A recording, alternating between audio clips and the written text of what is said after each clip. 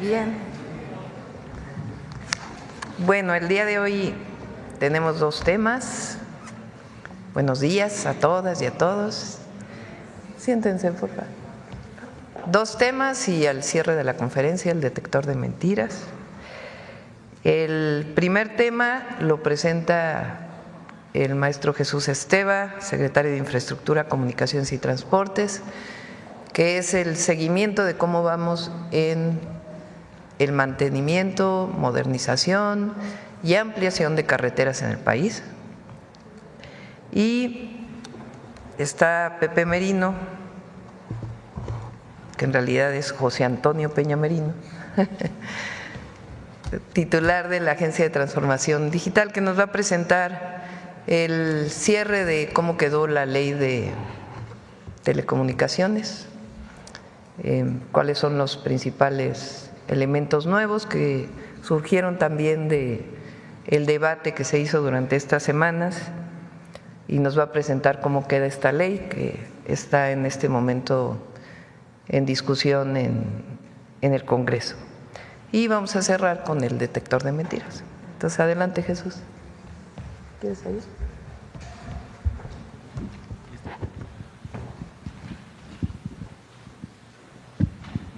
Con su permiso, señora presidenta, buenos días a todas y a todos. A continuación, informamos los avances de infraestructura carretera. Adelante. El día de hoy traemos estos temas: obras de continuidad, ejes prioritarios, puentes y distribuidores viales, el programa general Lázaro Cárdenas del Día, programa carretero de Guerrero, caminos artesanales, bachetón, modernización de autopistas y acciones emergentes del huracán Erika. Adelante. Comienzo con la San Ignacio Tayoltita. Hace 15 días vieron que ya lo que nos falta es únicamente el puente del Saus.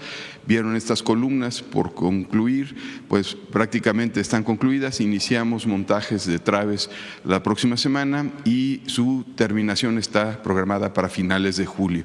Entonces va bien, traemos 3 frentes de obra, 477 trabajadores, 81 máquinas, y es lo único que falta. Se concluye, como digo, en julio de 2025. La siguiente. En el caso del puente Rizo de Oro, estamos en las pruebas que llaman en vacío del cable para montaje. Menciona el estado, Rizo de Oro en Chiapas. Ajá. El puente Rizo de Oro en Chiapas son 2.1 kilómetros. En total, junto con los 2 accesos, ya como mencioné en la ocasión anterior, la estructura está prácticamente concluida, están ensamblándola y los montajes empiezan la próxima semana. Estamos en lo que denominan pruebas de vacío del cable, que es el que va a levantarlo. Aquí ya se ve, se hicieron ajustes a unos gatos hidráulicos en la parte inferior y estamos a punto de iniciar los montajes. 17 frentes de obra, 268 trabajadores y 81 máquinas. Adelante. En el caso del puente Nichupté, aquí se montaron 65 traves de la última ocasión que nos vimos. Estamos montando del orden de 30 traves. Esto es en Quintana Roo. Son 11.2 kilómetros. El tramo de la parte de Laguna es 6.2 kilómetros. Como vieron ahorita en la estructura metálica ya se concluyeron las losas, estamos terminando la armadura. Traemos 3 frentes de montaje en la parte lagunar, con ese rendimiento de más de 30 traves a la semana. Entonces vamos dentro del programa para concluir en diciembre de este año. La siguiente. En cuanto a ejes prioritarios, son estos que ya he mencionado en otras ocasiones, que tienen que ver con los ejes troncales del país y que interconectan estos ejes troncales. En total estaremos haciendo 193 kilómetros en 2025 y en total son 2.200 kilómetros en la administración 2025-2030. Pasamos al primero. Cuautla-Tlapa, aquí podemos ver ya avances importantes. Traemos 30 kilómetros en Guerrero y un entronque en Puebla, 141 trabajadores, 77 máquinas y 6 frentes de obra. Aquí avanzamos 5% de la última ocasión que estábamos entrando con preliminares. Miren ya las acciones que tenemos en varios de los frentes, cortes en taludes y movimientos de tierra importantes. La siguiente. En San Luis Potosí, Hidalgo, en la Tamazunchale, Huejutla, que en total son 96 kilómetros. Este año estaremos haciendo 20 kilómetros en Hidalgo y 10 en San Luis Potosí, y continuamos con obras de terracería, obras de drenaje. Aquí esta carretera va a tener en total 14 puentes, es una ampliación a una sección de 12 metros. Y este año estaremos concluyendo estos 30 kilómetros. La siguiente. Aquí, Bavispe, Nuevo Casas Grandes. Esta es una obra que se concluye completa el tramo de 67 kilómetros. Este año son 7 puentes, 2 entronques. Aquí pueden ver, traemos 7 frentes de obra, 332 trabajadores, 236 máquinas. Continuamos con terracerías, pero también ya van a ver imágenes de los puentes, de los pasos. Ahí se ve perforación de pilas y vieron algunos de los elementos ya de columnas y algunos elementos de apoyo de otros de los puentes. Entonces todo esto va muy bien, y hay un tramo que es conservación que también ya está avanzando en la parte de Nuevo Casas Grandes, en la llegada. La siguiente. Macuspana, Escárcega, también acá 3 frentes de obra, casi 400 trabajadores, 112 máquinas. Continuamos con las terracerías, el colado de pilotes. Este año estaremos haciendo 2 puentes de un total de 35 que lleva el tramo completo. Estamos por iniciar Escárcega, está por fallarse ese concurso y ya iniciamos de los 2 lados. Aquí es Tabasco y Campeche, 12 kilómetros este año en Tabasco y 4 kilómetros en Campeche. Como vieron en las imágenes, también ya se ven parte de las estructuras de los puentes, en especial el de Poza Azul. La siguiente. Aquí Salina Cruz y Guatanejo. Estas son imágenes de ayer. Pasado el huracán se reactivó todos los trabajos en la zona. Estamos ampliando 8 puentes, en algunos casos se están construyendo los puentes nuevos, como vieron. Estos son para continuar la sección que va a ir desde Salina Cruz hasta Zihuatanejo, pero en especial de Coajinicuilapan hacia Acapulco. Estas son parte de las ampliaciones que se están haciendo. Como ven, pues ya avanzados los montajes de traves y saliendo de cimentaciones. Aquí traemos 223 trabajadores y 36 máquinas. Esto es Oaxaca y Guerrero. La siguiente. En cuanto al circuito Tierra y Libertad, bueno, es el puente Jojutla en Morelos, perdón. En Morelos, el puente Jojutla, que también ya tiene mucho avance. Estaremos montando traves a mediados de julio. Y ya se iniciaron los trabajos de conservación en un buen tramo, y estamos por iniciar ya la construcción de uno de los libramientos. Entonces van bien los trabajos, estamos en terracerías y topografías en la parte de construcción nueva, y en la parte de conservación ya llevamos un avance importante. Adelante. Ahora en el Estado de México y Guerrero, Toluca y Guatanejo, aquí con el apoyo de la Secretaría de la Defensa, estamos avanzando con 56 máquinas, 107 trabajadores en terracerías y trituración, en un primer etapa de Toluca a Tejupilco. Adelante.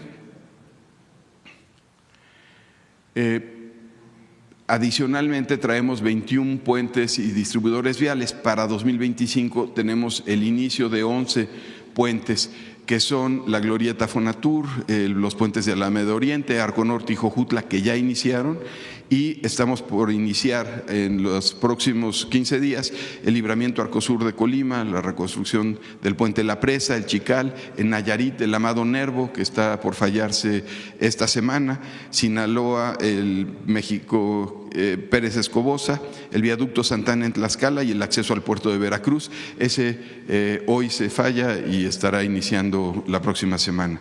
La siguiente, por favor. Aquí algunas imágenes de los avances de Glorieta Fonatur. La última vez observaron parte de los desvíos de las obras inducidas. Este es un canal que se construye para tomar excedentes de agua, y una vez que tenemos esto resuelto, bueno, y un desvío de unas tuberías de agua, podemos empezar la construcción ya de los túneles, bueno, de los pasos a desnivel.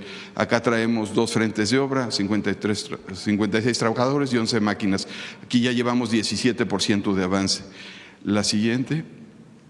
En el caso del puente Alameda Oriente, estas son las condiciones actuales. Uno de los puentes está cerrado. Estos puentes se van a desmontar en Estado de México, perdón, Ciudad de México y Estado de México, pero ya empezamos con preliminares.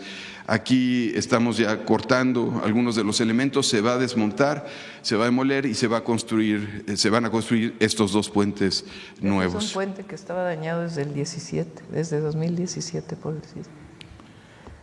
Está abierto uno a la circulación y reducido. Es un tema importante para toda la operación de Ciudad de México y de Estado de México.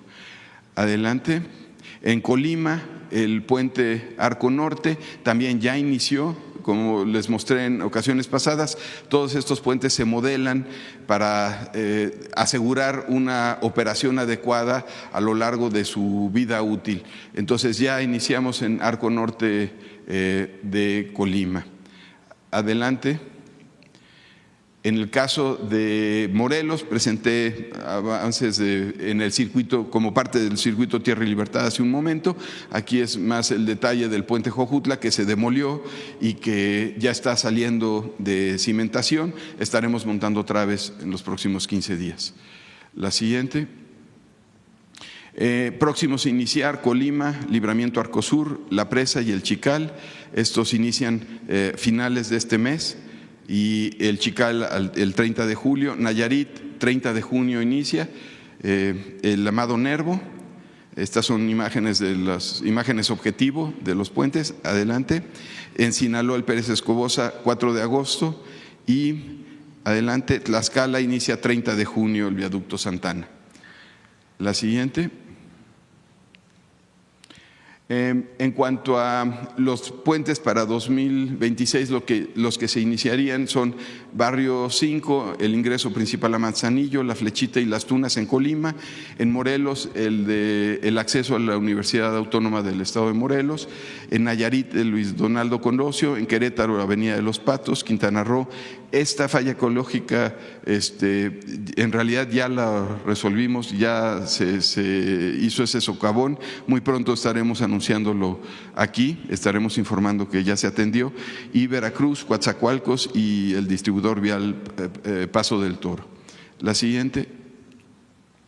En cuanto al programa general Lázaro Cárdenas del Río, que hace unos días un reportero mencionaba la solicitud de los que se ha recibido de las comunidades, informarles que ya arrancamos 4 de los frentes.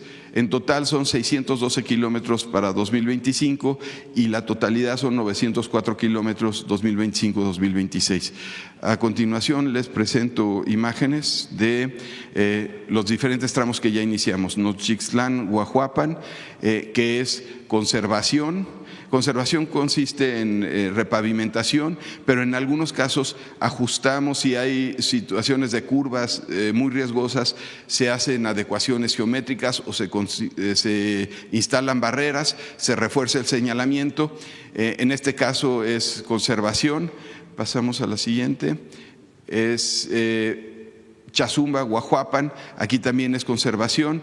En algunos casos es reconstrucción. Es decir, entramos a las capas inferiores, volvemos a estabilizar las bases y luego tendemos la capa asfáltica y ajustamos curvas, ajustamos pendientes, aseguramos drenajes adecuados. Ahí, como ven, no es nada más la pavimentación, sino estamos entrando a las capas inferiores, estamos reconstruyendo la estructura, lo que denominamos estructura del pavimento. Este es un segundo tramo que ya inició. La siguiente. Putla de Guerrero a Pinotepa Nacional es reconstrucción y conservación. También se ve que estamos trabajando ya en las capas inferiores. La siguiente. En el caso de, bueno, aquí se ve ya en video, esta es una repavimentación, aquí no entramos a la reconstrucción. Todo esto es con base en diagnósticos que se hacen en el sitio. y en ocasiones solamente es la colocación de la carpeta asfáltica, en ocasiones es la intervención en las capas inferiores. La siguiente. El puente Omitlán, esto ya es el programa carretero de Guerrero. Aquí es importante mencionar, colocamos este puente emergente porque el paso que teníamos provisional se lo llevó las lluvias torrenciales del huracán Eric y le instalamos a la población ese paso. Entonces, ahorita tienen paso continuo y estamos construyendo el puente al lado. El puente La Hoya, vieron ahí ya parte de los avances, el puente Acahuitzola. Aquí traemos 5 puentes en la red federal con estos avances. Como ven, en todos ya tanto trabajos de perforación y de pilas, de construcción de cimentaciones, y en algunos casos ya estamos en la superestructura. Y en la red estatal traemos la reconstrucción de 63 puentes y 43 tramos carreteros, 46 puentes ya en proceso. Entonces, como ven, no nos hemos detenido, se avanza semana a semana y todo esto es parte del programa carretero Guerrero. La siguiente. Caminos artesanales, ya prácticamente se firmaron todos los convenios con las comunidades, se tuvieron todas las reuniones previas a la entrega de los recursos y ya se iniciaron, hay 347 comunidades ya, personas trabajando en las comunidades y 38 frentes de obra. En este caso, se inicia con trabajos de cortes en aquellos casos que se requieren con maquinaria y ya después entra los trabajadores, los pobladores a construir los caminos. La siguiente. En el caso de conservación, el programa Bachetón, traemos 30,000 millones en inversión 2025 y 219,000 millones 2025-2030. Todos los años estaremos atendiendo 48,000 kilómetros de la red federal libre de peaje a nivel de conservación que denominamos rutinaria, que es el bacheo, que es la limpieza de cunetas, y adicionalmente cada año estaremos avanzando en repavimentaciones. Para este año traemos 1,572 kilómetros, calculamos a finales de la administración estar haciendo cerca de 10,000 kilómetros. Aquí estoy sumando también las acciones que lleva a cabo Capufe en la red federal de cuota, que son cerca de 4,000 kilómetros que le tocan, o bueno, que Capufe atiende. Aquí pues algunas imágenes de cómo están avanzando en diferentes carreteras federales. La siguiente. En cuanto al oriente del Estado de México, ya iniciamos con bacheos. Estas son imágenes del oriente, tanto en la autopista México-Pirámides, en la 142 San Bernardino, Guadalupe Victoria, en Ecatepec, en Los Reyes Texcoco, en Lechería Los Reyes, que es parte de los compromisos que se hicieron en aquella gira que hicimos al oriente del Estado de México. Ya se está trabajando y también a ellos se les van a entregar un tren de pavimentación por cada municipio. Es parte de los compromisos que se hicieron en aquellas reuniones. La siguiente. Estos son los equipos, ya son imágenes de los equipos que van a entregarse los próximos 15 días, deben de estar llegando, son los primeros trenes que se van a incorporar al programa Bachetón y los primeros 10 se estarán distribuyendo en estos estados, 2 para el Estado de México, Aguascalientes, Jalisco, Campeche, Chihuahua, Veracruz, Guerrero, Baja California Sur y Colima, y están en proceso de licitación otros 20 trenes de repavimentación.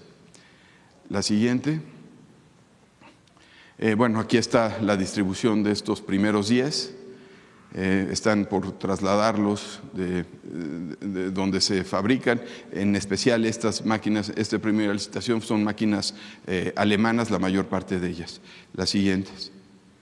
En cuanto a modernización de autopistas, traemos una inversión de 13,000 millones para 2025 y 26,000 millones en total 2025-2030. Pasamos a la siguiente. Vamos a ver aquí Pátzcuaro-Uruapan. Aquí estamos trabajando ya en los últimos 2 puentes ferroviarios.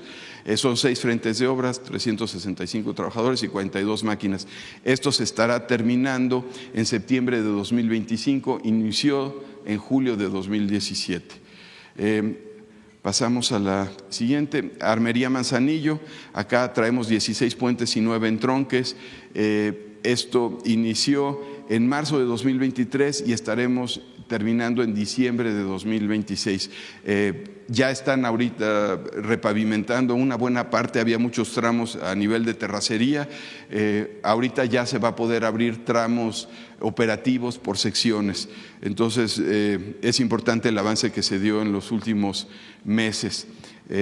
Pasamos a la siguiente. Zitácuaro Marabatío, aquí son 4 puentes, 3 entronques, son 71 kilómetros.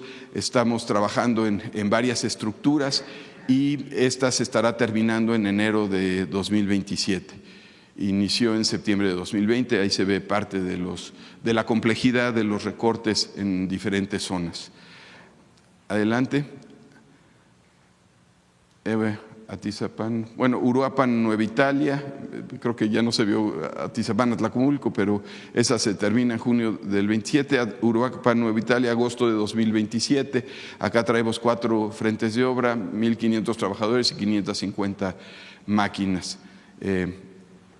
10 puentes y 6 entronques. Pasamos a Cardel-La Mancha, esa la iniciamos hace 2 meses. Aquí estará terminándose en agosto de 2026 y traemos 4 frentes de obra y 184 trabajadores. Y finalmente el libramiento de Lagos de Moreno, son 3 entronques, se inició en noviembre de 2020 y estará terminándose en febrero de 2028. La siguiente. En cuanto a inversión mixta, ahorita traemos la Tepic-Compostela, que próximamente estaremos en supervisión. Esa tiene 92% de avance, si quieren vemos las imágenes.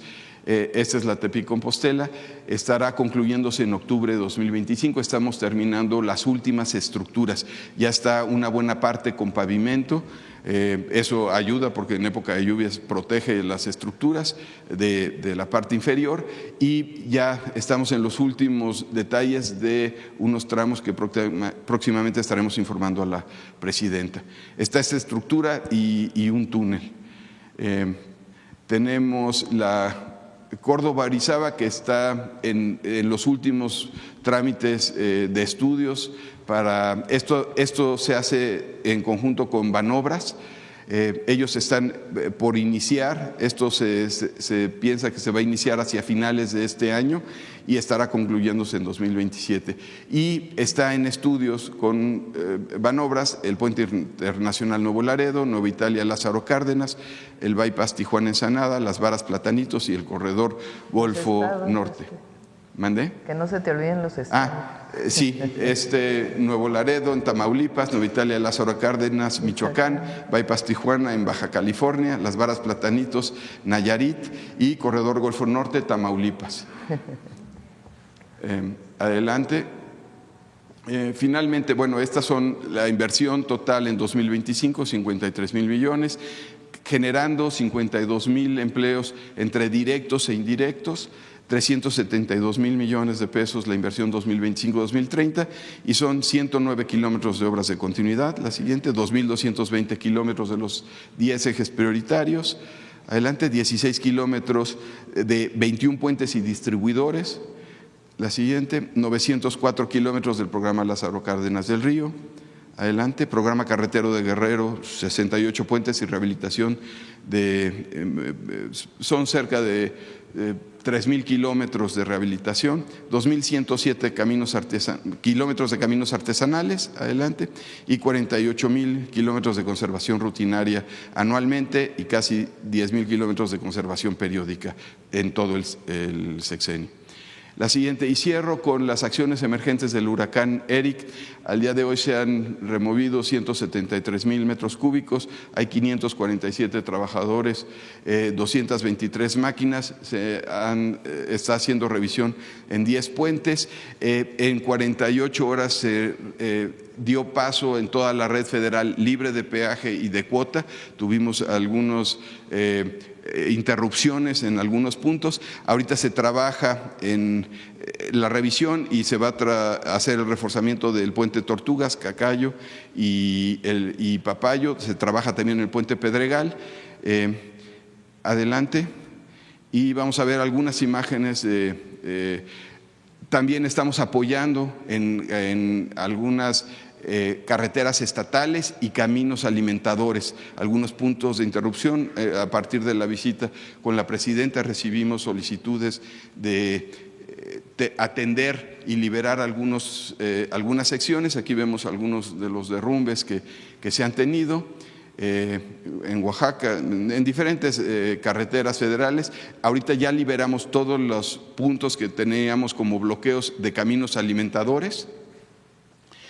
Y finalmente cierro con el puente, el túnel del Tornillo, la autopista Mitla-Tehuantepec. Aquí hubo un derrumbe muy importante, rocas de más de 3 metros de diámetro, tiene 115 metros de altura.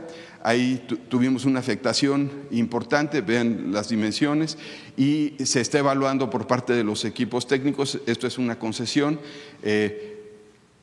Las soluciones que se tienen que tomar. Se está evaluando la estabilidad, están monitoreando en el sitio las condiciones, está interrumpida la circulación.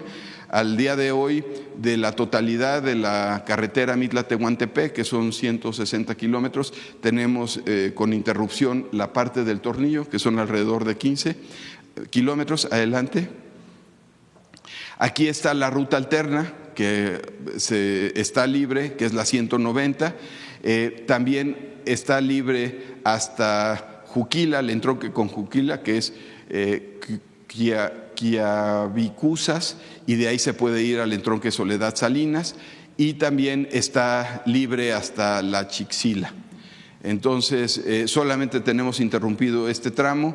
Estamos evaluando. Este viernes volvemos a tener reunión con los equipos técnicos para informar tiempos de atención y la solución que se le dará a este paso. Y pues es cuanto, presidente.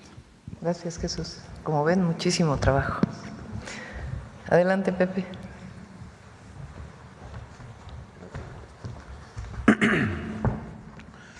Buenos días, muchas gracias, presidenta. Como adelantaba la presidenta, les queremos sintetizar los principales cambios, no son todos, pero son los más importantes, en la ley en materia de telecomunicaciones y radiodifusión.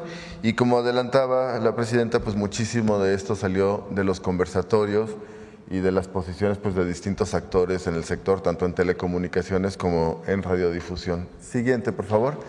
Me voy rápido.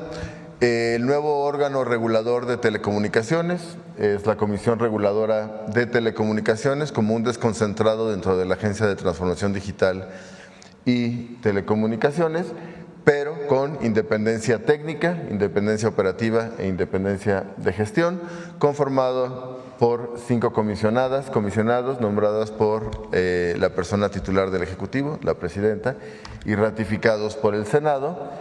Y de manera importante recordar, las atribuciones del IFT se dividen en 2, entonces no hay una mayor concentración, de hecho hay una división de atribuciones. En la Comisión Reguladora de Telecomunicaciones, el tema de espectro, concesiones y autorizaciones, y en la Comisión Nacional Antimonopolio, que estará sectorizada la Secretaría de Economía, todo el tema de competencia, preponderancia y regulación asimétrica en el sector. Segundo, que es una parte innovadora de esta ley, el Estado como un prestador de servicios de Internet, y como ya lo adelantábamos en alguna ocasión, en el caso que se trate de una concesión comercial para servicios a usuarios finales, competir en igualdad de condiciones que los privados para el acceso a espectro en una licitación pública, es lo que se conoce como neutralidad de competencia.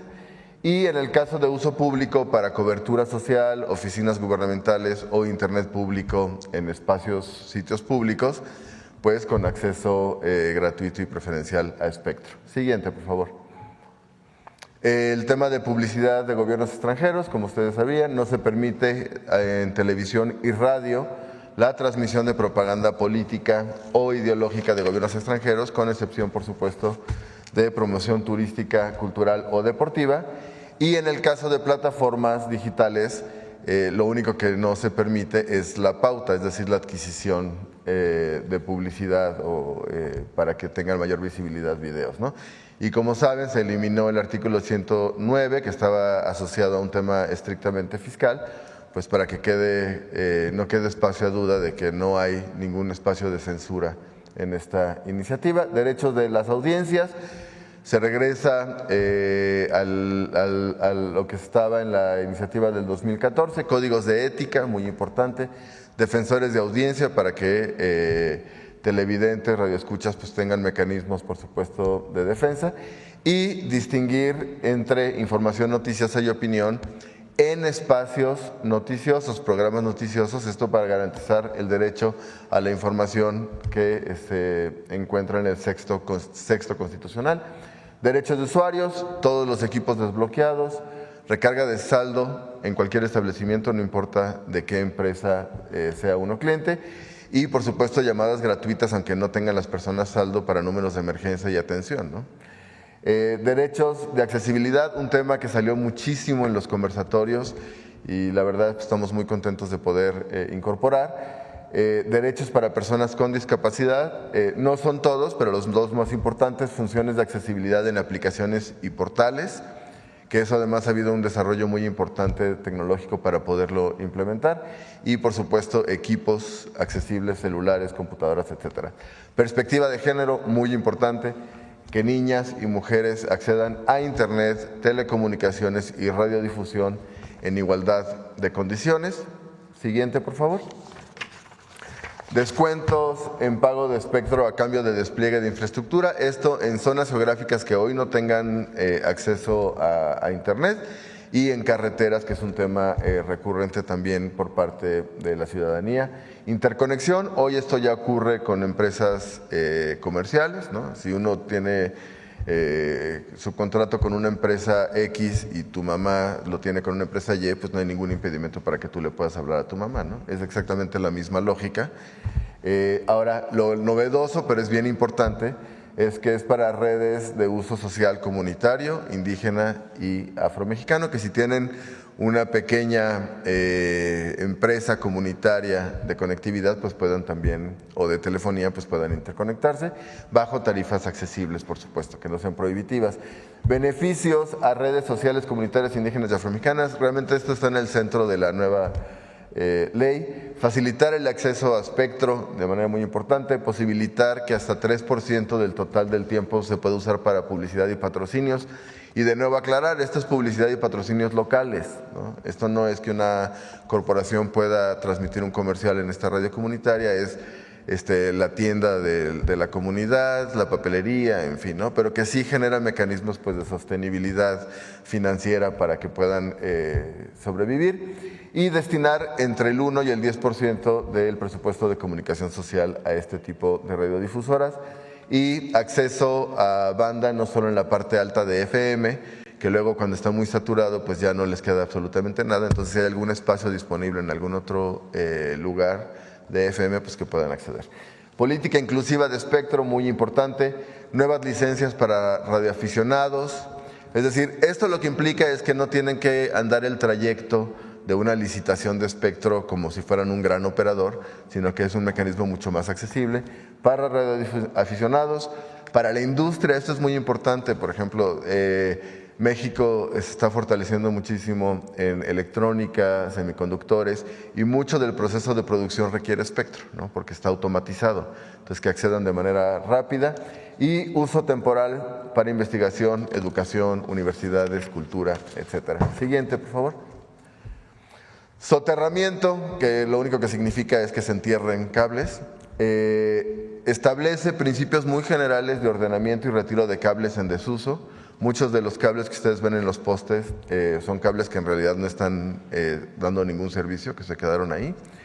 Y un soterramiento gradual para que no sea excesivamente oneroso para empresas, pero que sí empiece a poner orden en el cableado. Simplificación y homologación de trámites, simplificar, digitalizar y homologar los trámites para despliegue de infraestructura y facilitar, por supuesto, que esto ocurra. Consulta pública, decisiones de la comisión se someterán a consulta pública pues, para que manifiesten su opinión quienes lo consideren. El tema de los chips en celulares, solo se puede comprar y mantener activado un chip si se presenta identificación oficial a los operadores, ¿no? Esto es algo que los operadores digamos, registran, no es un registro que haga el gobierno, pero no tener chips activos si no están asociados a una persona que se haya identificado. Y finalmente, recursos orbitales, muy importante, la mitigación de basura espacial y sobre todo preservar, que México preserve sus posiciones orbitales, pues para poder poner satélites que den servicios, por ejemplo, de conectividad, ¿no? Y la última, por favor. A modo de síntesis, pero es bien importante, ¿no? El mensaje. Esta es una ley para, uno, el acceso a Internet de todas y todos. ¿Se acuerdan la vez pasada que tuve la oportunidad de venir? Hablábamos de 16 millones, por lo menos 16 millones de mexicanos que no tienen acceso a Internet y todo lo que esto implica en términos del ejercicio de otros derechos. El uso justo e inclusivo de espectro para comunidades indígenas, afromexicanas, pero también con una perspectiva de género. Fortalecer la cobertura pública y social para garantizar también el acceso a Internet, pero esto sin dejar de robustecer un sector competitivo que sea atractivo a la inversión, al despliegue de infraestructura y al crecimiento de la cobertura privada por parte de operadores. ¿Sería cuánto, Presidenta? Muchas gracias. Pues listo, mucha información. Vamos a las preguntas. A ver acá, Carlos. Perdón, yo y mis teléfonos. Doctora, buen día. Carlos Guzmán, de 4 Millas Telecomunicaciones, Veracruz. Pues de inicio a hablar con Pepe, justamente esas reformas. La empresa donde yo trabajo pertenece a la Cámara de Radio y Televisión, la CIRT. Es de inicio preguntarle sobre ese tema de los espectros. Se estipula en uno de los foros, hubo una conclusión donde estuvo el presidente de la Cámara que hablaba sobre el tema de las FMs. En este caso, la industria de radio y televisión está muriendo en el caso de la radio por el tema de no ha habido la migración de AMs a FMs. Es preguntarle si finalmente en estas, si no mal recuerdo, son 30 modificaciones que se le hicieron a la ley de telecomunicaciones, ahorita sí nos puede aclarar también ese punto. ¿Está contemplado el tema de la migración de las AMs a las FMs? Básicamente en lo que es Ciudad de México, que quedó pendiente en el caso hace 2 sexenios, y en el caso de otras ciudades importantes.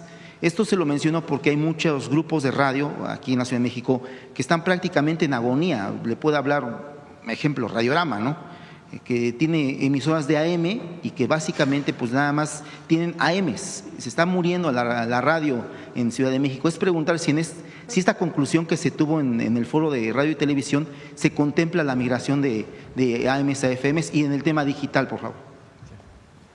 Muy rápido, presidente. Sí, es un tema que hemos platicado con la CIRT, como tú lo mencionas, y que sabemos que es una inquietud entre radiodifusores. Es parte, digamos, es algo que se detallará en los lineamientos, pero es parte de un proyecto, digamos, que se contempla dentro de la ley importante de reordenamiento del espectro radiofónico, ¿no? Entonces, por supuesto, está considerado, pero todos los detalles operativos estarán detallados en los lineamientos, y estamos en comunicación constante y mucha coordinación con el sector y con la Cámara. Oiga, y aprovechando que está en el uso de la voz, nos decía ayer Ricardo Monreal, se quejaba de que no han llegado algunas iniciativas, entre ellas, todo parece indicar, salvo que haya pasado algo en las últimas horas, la nueva de telecomunicaciones. ¿Nos puede comentar si ya se mandó o no se mandó? Sí, ya se mandó, está en el Senado, pero digamos reviso en qué parte del proceso legislativo se encuentra. Y finalmente, por el tema político, yo sé que no le toca mucho a usted, se mencionaba que era una ley censura y lo del artículo, es si finalmente pudiese estar tranquila la población si esta ley ya finalmente no es una ley censura, como se había mencionado en el tema técnico, porque obviamente el tema político no lo ubicamos. Nunca fue una ley censura. El artículo 109 que hablaba de apagar plataformas estaba referido a un artículo de la ley del IVA. Era un tema estrictamente fiscal, no era un tema de qué opinión manifiesta alguien en una red social, ¿no? Ahora, para evitar confusiones, como adelantaba la presidenta, pues se elimina, ¿no? Pero digamos, yo dejo la reflexión, un mecanismo privilegiado de manifestación de ideas, de adquisición de información, de acceso a educación, en fin, de todo lo que integra el ejercicio de la libertad, que es contraria a la censura, pues es el acceso a Internet. Una ley que busca democratizar el acceso, garantizar que muchos más millones de mexicanas y mexicanos accedan a este mecanismo, pues es una ley que justamente va en el sentido contrario, ¿no? De ampliar quienes puedan ejercer su derecho, en este caso pues vía Internet, ¿no? Pero no hay ninguna censura, nunca la hubo y no la habrá jamás, ¿no? Muchas gracias. Gracias, Pepe. Pues el mismo tema, doctora, de las iniciativas, por ahí nos comentaba Ricardo Monreal, no alcancé a llegar al Senado en la tarde a tiempo, ya había acabado la sesión, pero nos comentaba que hay varias iniciativas que no han llegado, que no tienen materia para poder registrar. No, todas las que leí ayer están en el Senado o en la Cámara de Diputados. Esta, por ejemplo, se había enviado, se hicieron las mesas de trabajo y las modificaciones vienen directamente del Senado de la República en un trabajo que se hizo conjuntamente con el gobierno, en particular con la Agencia de Transformación. Todas las iniciativas ya nuevas están o en la Cámara de Senadores o en la Cámara de Diputados. Las iniciativas que ya no entraron al periodo extraordinario por el tiempo en que se enviaron son las que se derivan de la reforma al Poder Judicial. Esas pues van a tener su trabajo en comisiones y probablemente se irán hasta septiembre, al periodo ordinario. Segundo tema, el día de ayer hubo una polémica con este tema del cumpleaños y muchos mensajes de felicitación.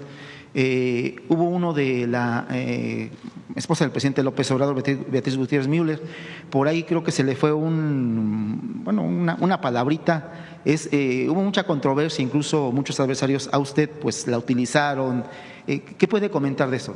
Quiero mucho a Beatriz, la verdad. Es una mujer extraordinaria, inteligente, muy culta, así que más bien le agradezco la felicitación.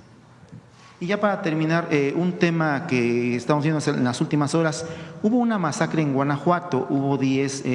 Sí, lamentablemente ocurrió, en un rato van a enviar información, el Gabinete de Seguridad. Sí, es un lamentable pues homicidio múltiple y se está en investigación.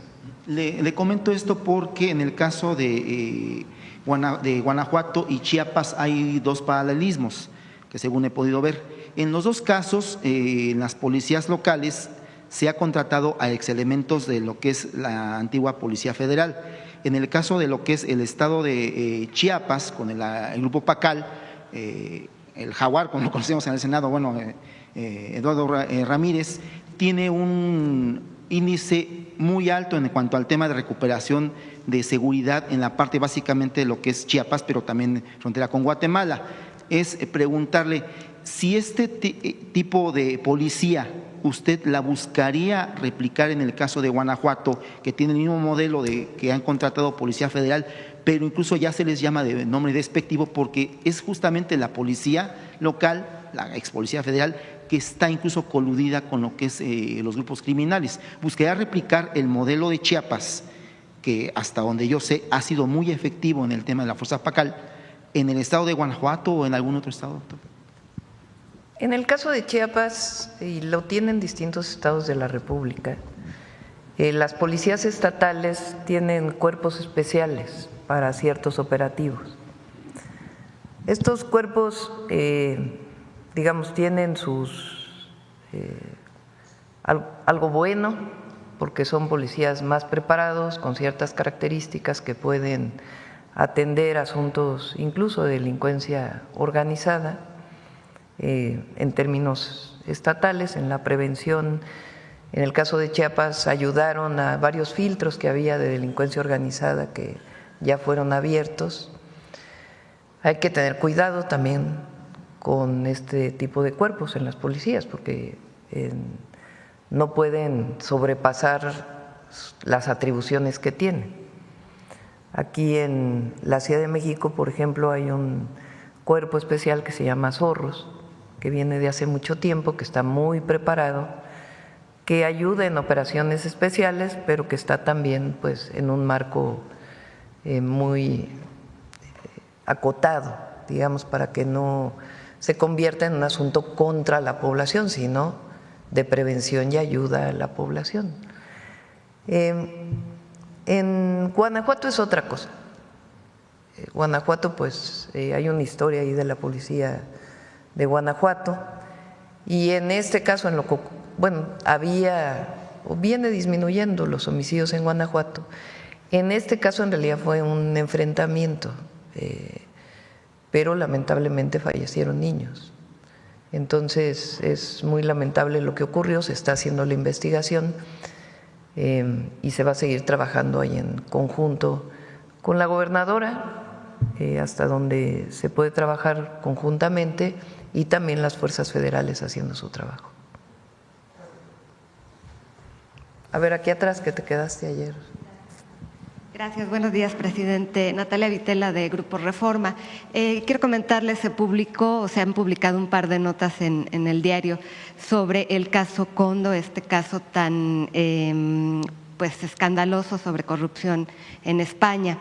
Y bueno, lo que publicamos es que algunos funcionarios de este caso viajaron a México durante el sexenio del expresidente Andrés Manuel López Obrador y tuvieron contacto con funcionarios mexicanos, con funcionarios de Morena, y pues tuvieron contratos con empresas, más bien las empresas españolas obtuvieron contratos para la obra del Tren Maya gracias a estas relaciones con los funcionarios.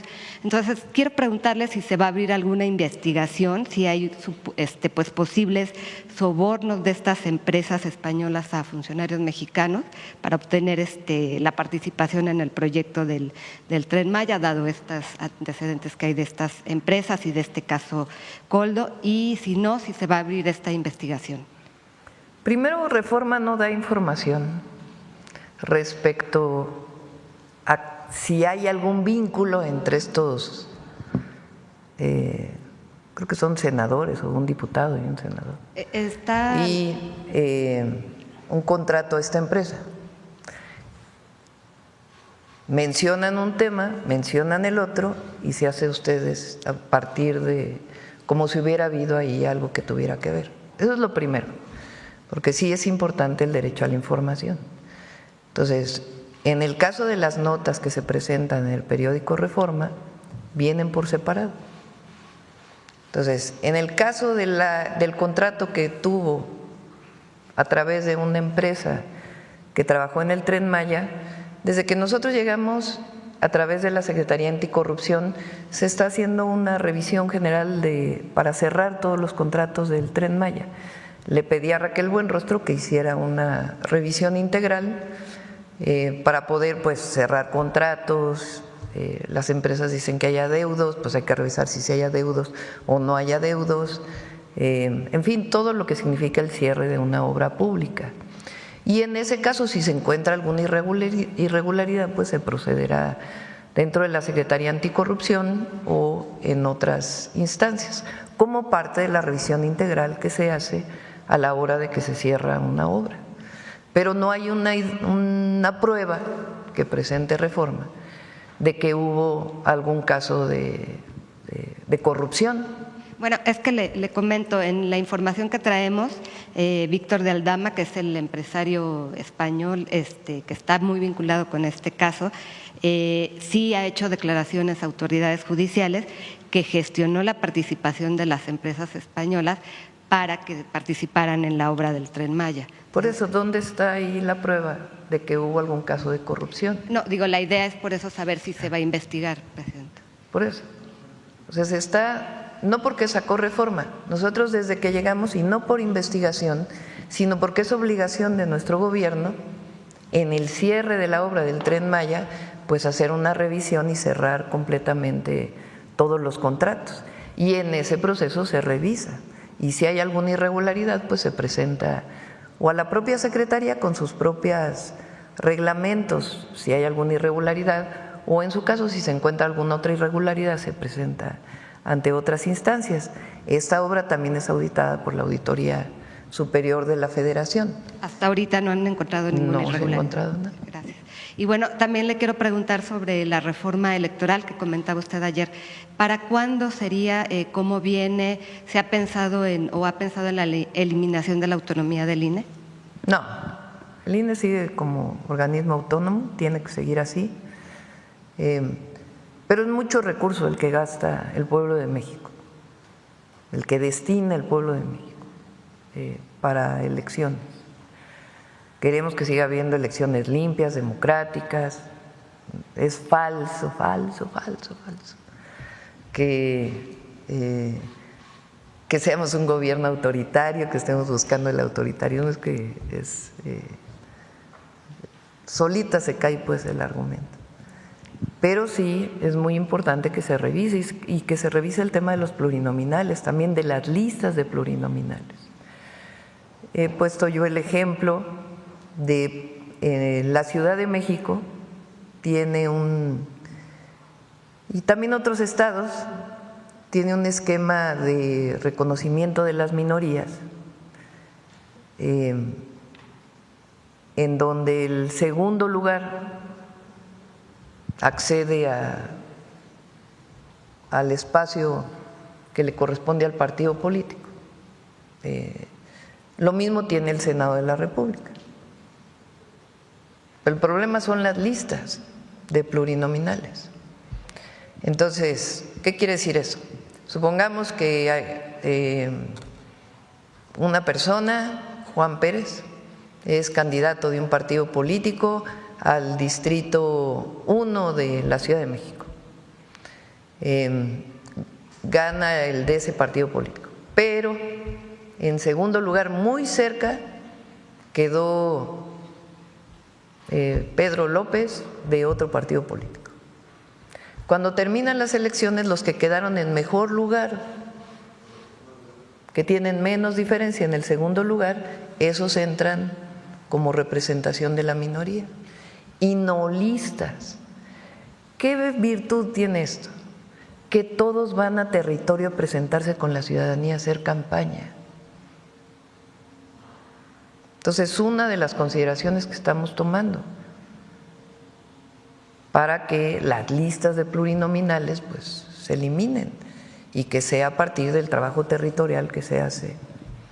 En el Senado, el que gana el primer lugar se lleva los 2 senadores y el segundo lugar entra,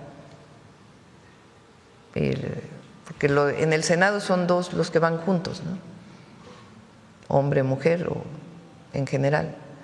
Entonces entra la pareja que ganó y luego entra el que va en el número 1 del partido político que quedó en segundo lugar. Pues eso implica que todos fueron a territorio a ganar el voto. Es uno de los planteamientos que haremos y presentaremos la propuesta, ya se haría una discusión abierta y a partir de ahí pues ¿No habrá resistencia por parte de los aliados del PT, del Verde con esta o de los pluri? No lo creo, porque todos estamos de acuerdo en que hay que ir a territorio, a presentarse con la ciudadanía. Esta idea de que estuviste 6 años fuera de México y luego regresaste a ser el número 1 de la plurinominal, pues, o sea, ¿cómo? Gracias, presidente. Sí. A ver, vamos. A ver, allá atrás, pues, que nunca has preguntado. Sí, L. Gracias, presidenta. Carlos Padilla, de la revista Zócalo. Durante los conversatorios en el Senado participamos como revista Zócalo para argumentar algunos temas sobre la ley de telecomunicaciones y ahí consideramos que hace muchos años veníamos demandando mayores recursos para los medios públicos, Canal 22, Radio Educación, Canal 14, Canal 11, entre otros, y también de los estados. A veces los gobernadores olvidan los presupuestos para sus emisoras en los estados. Ahí lo comentamos frente a los senadores, a quienes también dijimos que el año pasado, que este año se les redujeron los presupuestos a los medios públicos.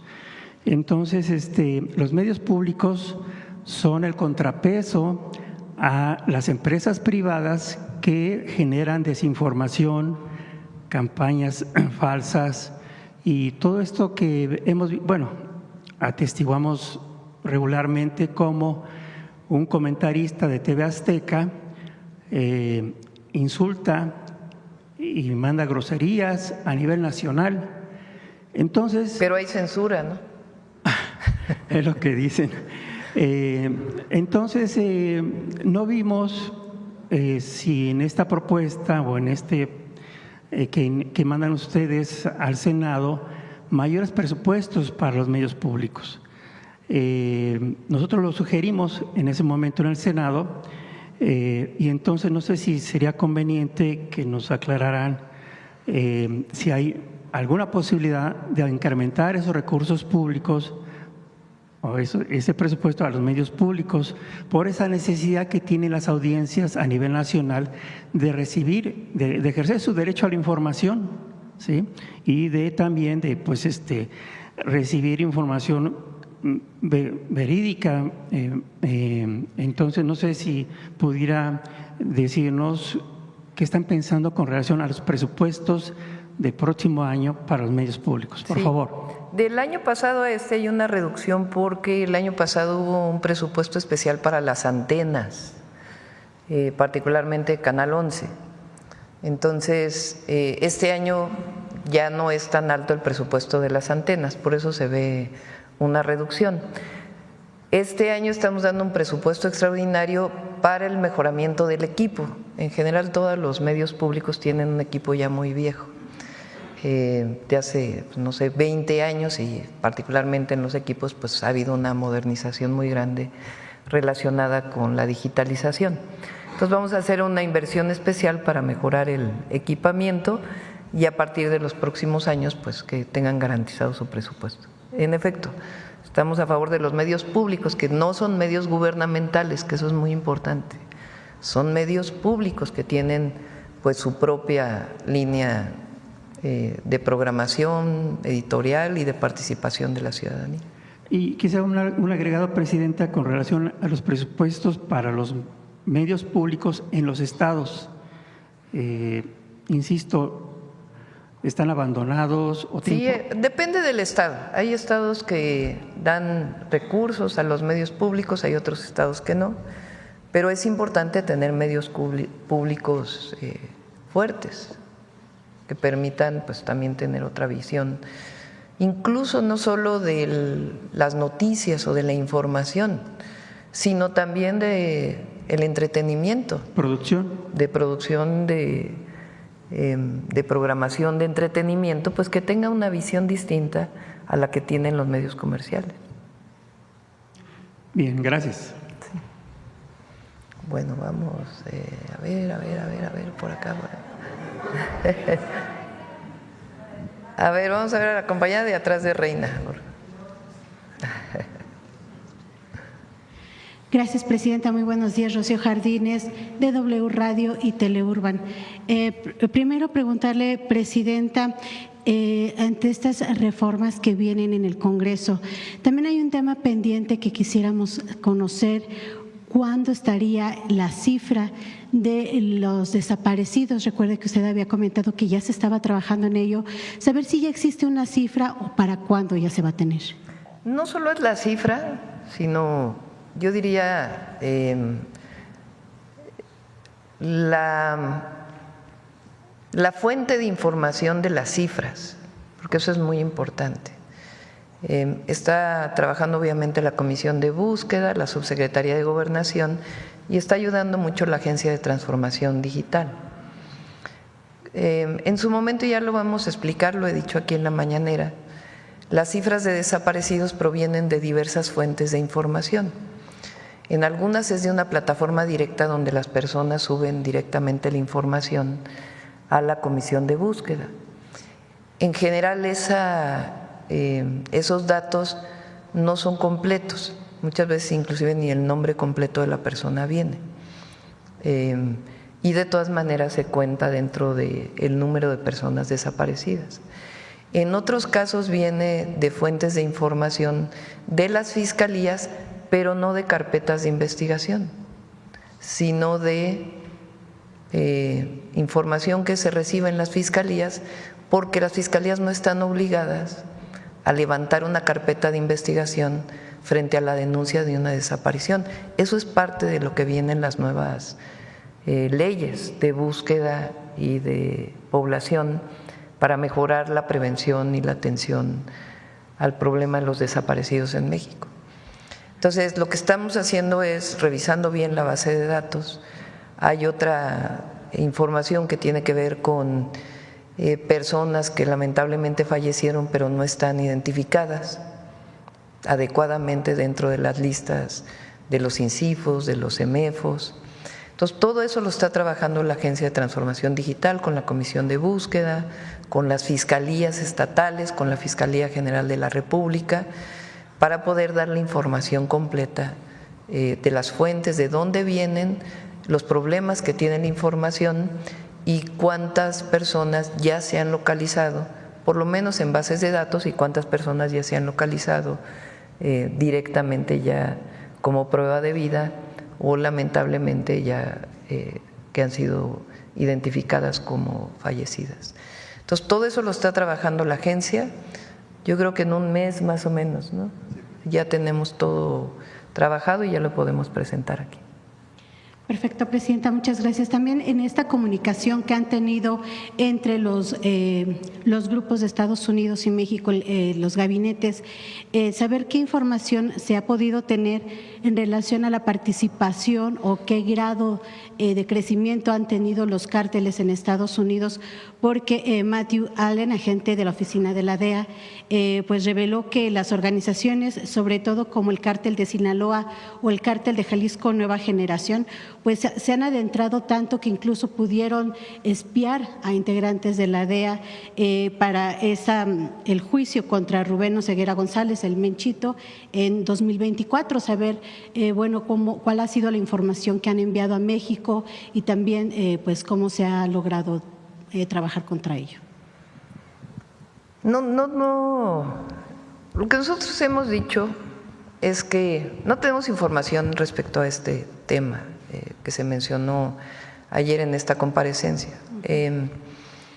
Lo que nosotros hemos estado planteando desde que llegamos y previamente el presidente López Obrador es que si hay droga que se fabrica, metanfetamina, por ejemplo, en México y que pasa a Estados Unidos, o droga que viene de otros países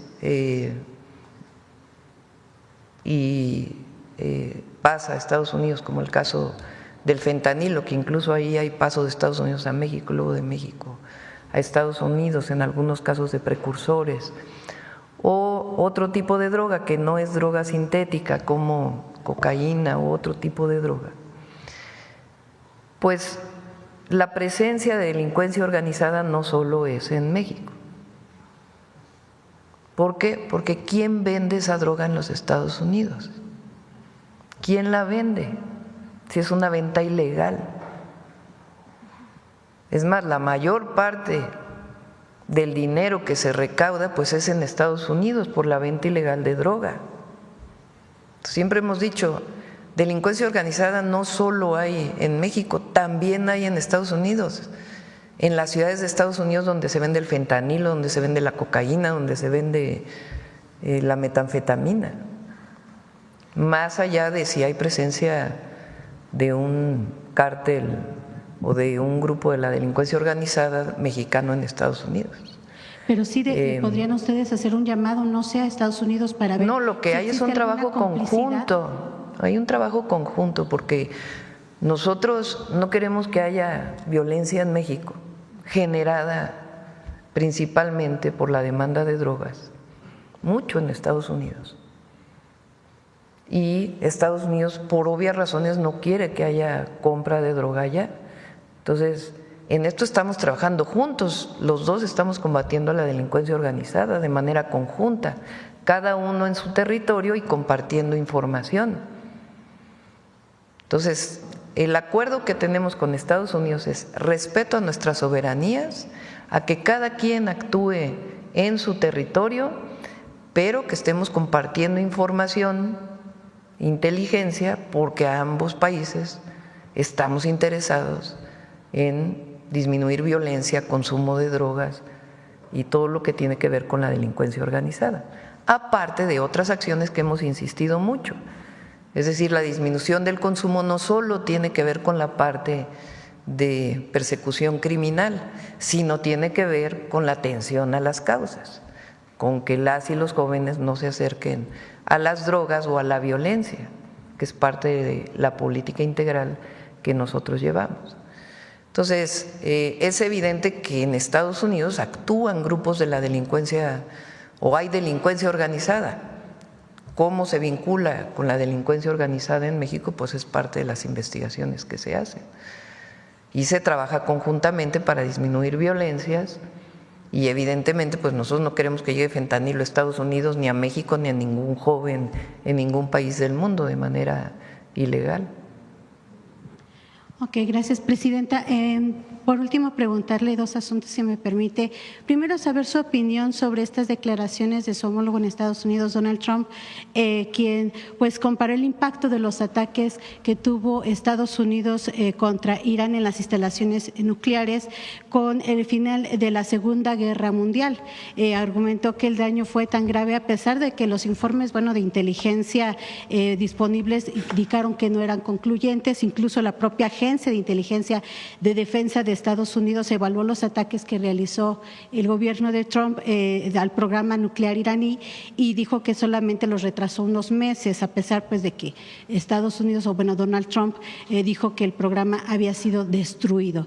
Saber su opinión sobre eso y también si pudiera darnos un informe, presidenta, o que le han dado a conocer sobre el derrumbe del túnel Mitla-Tehuantepec, que estuvo en construcción 15 años, un año después de haber sido inaugurado se derrumba ante el paso del huracán Eric, después de que se había incluso dicho que este túnel había ayudado a la zona, que era una zona de deslaves, y terminó derrumbándose. Gracias, presidenta, buen día.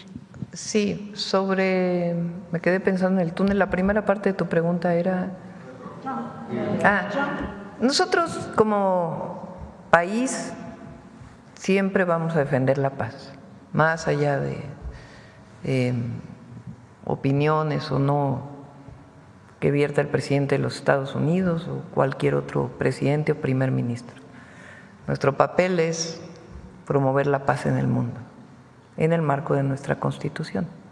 Entonces, hasta ahí en ese caso. Sobre la Mitla-Tehuantepec, que es lo que ya dijo Jesús, si quieres volverlo a explicar.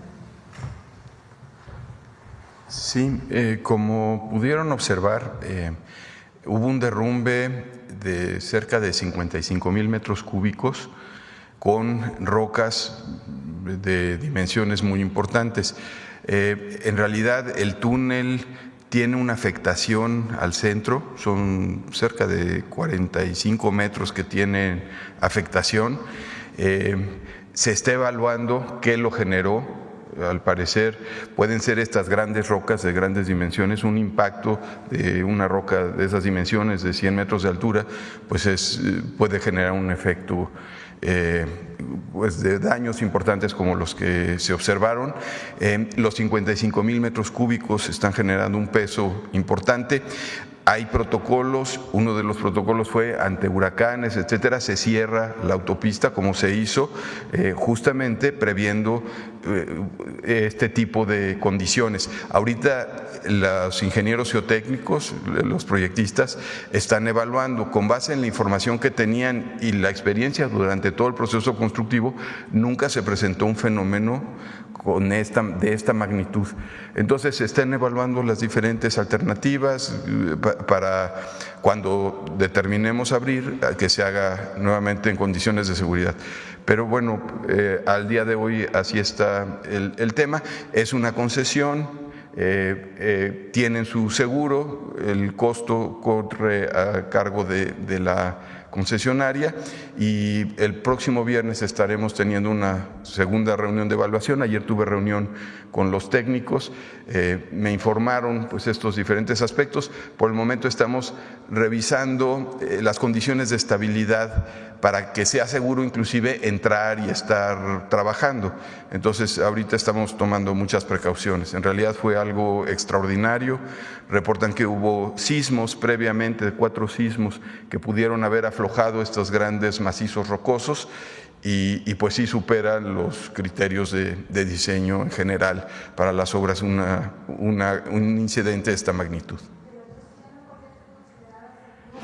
Vamos a revisarlo porque sí fue un volumen gigantesco. Durante el proceso constructivo había desgranes, como todo, pero estamos revisando la solución. Sí. Sí, el viernes esperamos ya informarle a la presidenta las diferentes alternativas que haremos para que se pueda abrir de manera segura.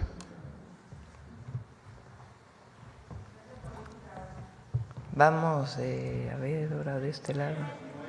Ahora hasta allá atrás.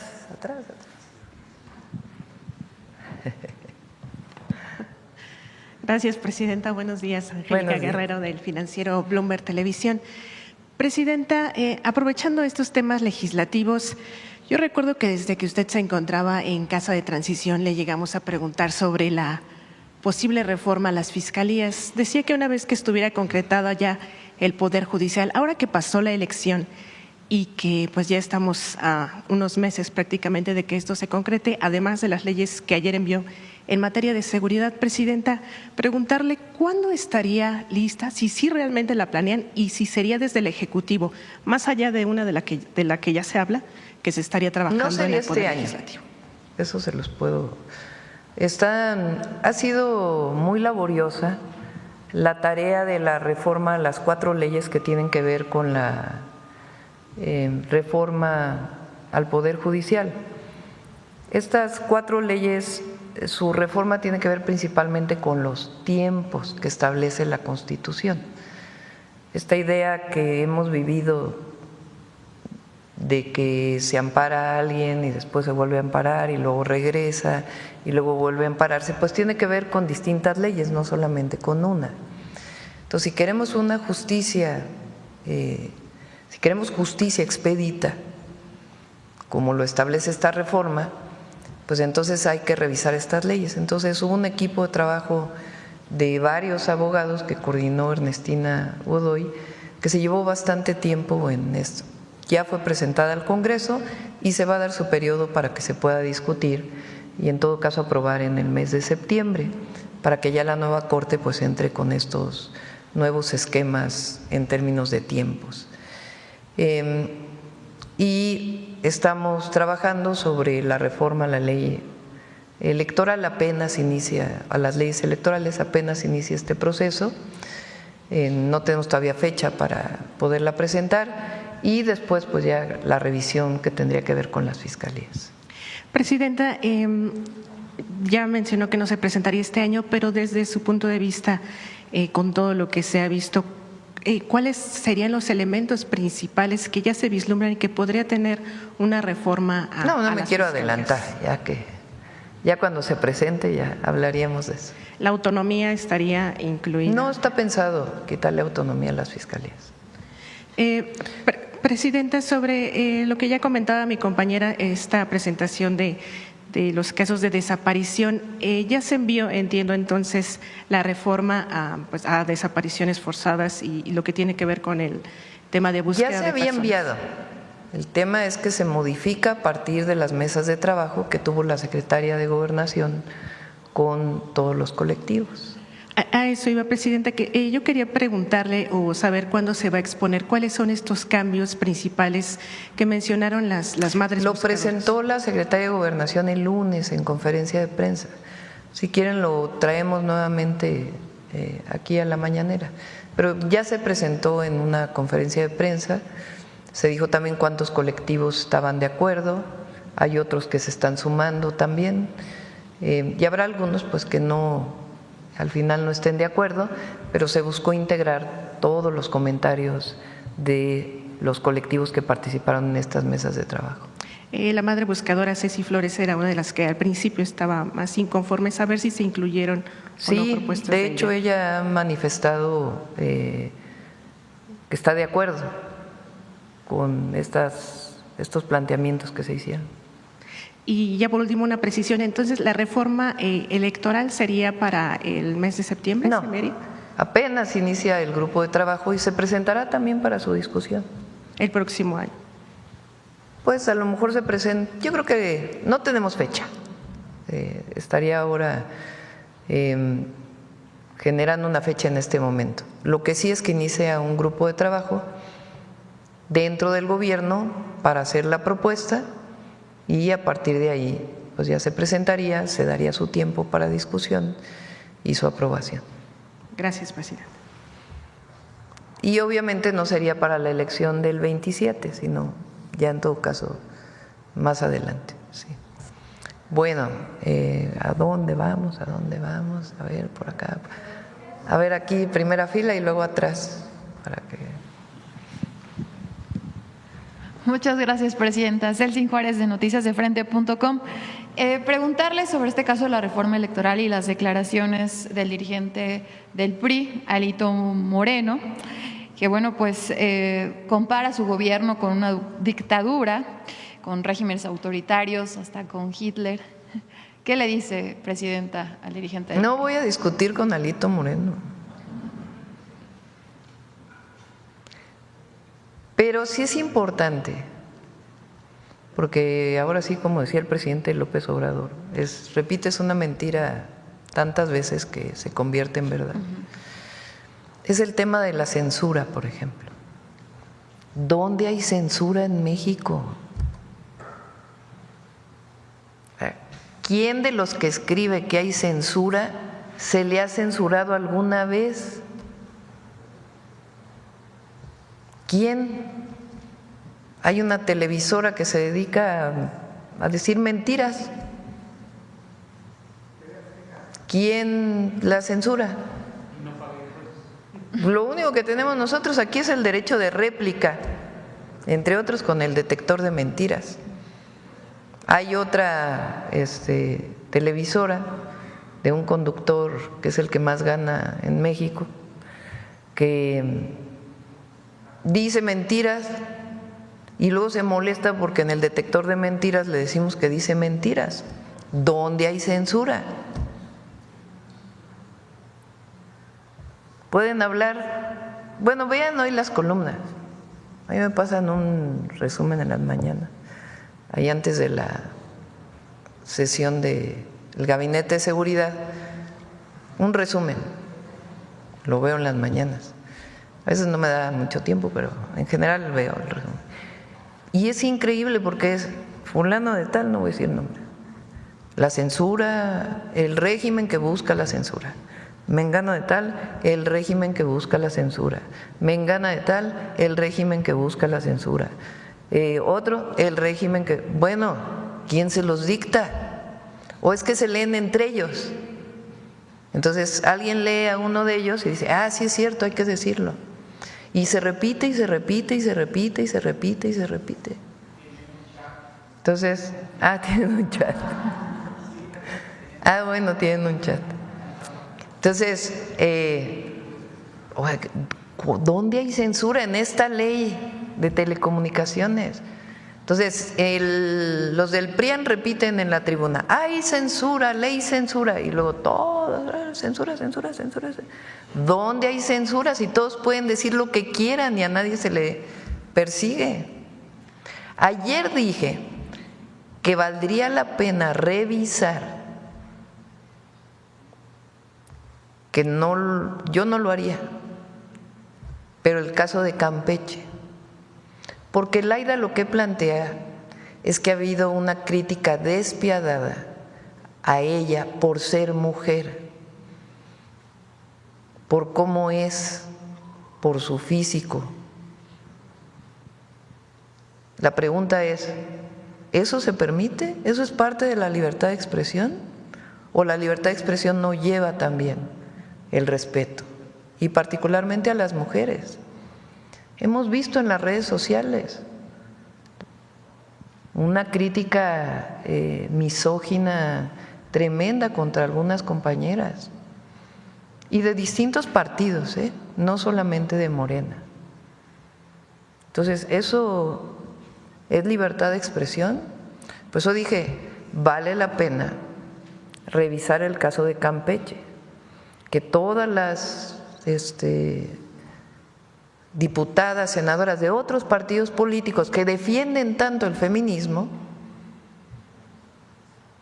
revisen este caso y opinen sobre ello y las razones de la gobernadora, porque ella no quiere llevar a nadie a la cárcel, lo que quiere es que se reconozca que hay un asunto de misoginia y de odio vinculado con ser mujer. Entonces, eso yo ayer lo dije y lo sostengo, que es importante que se discuta en nuestro país y si eso alcanza la libertad de expresión o no, o hay ciertos límites que tenemos que tener todos frente a la crítica, porque se puede criticar, sí, bueno, pero ese tema hay que revisarlo, por eso lo planteé. Ahora, censura. La otra, autoritarismo, régimen autoritario, porque la presidenta puso a los ministros de la Corte, dicho por el PRI. Bueno, ¿en qué país vivimos? O sea, Zedillo llega a ser presidente, cambia la Constitución, nombra él a todos los ministros de la Corte, él, nombra a todos los ministros de la Corte. ¿Y ahora qué hicimos nosotros? Que decida la gente. Pero eso es autoritarismo, que decida la gente es autoritarismo. Entonces, somos un régimen democrático, libertario, pero que tiene algo muy importante, y es que el actor principal de la vida pública es el pueblo de México. Eso no ocurría antes y queremos que siga ocurriendo, que el actor principal de la vida pública, de la política, sea el pueblo, que sea la gente. Entonces, esta idea que, ¿quién le cree a este hombre? Dicen que ahora quiere desmantelar la democracia. Pues, pero ya no voy a discutir con él, sino con las ideas que se plantean.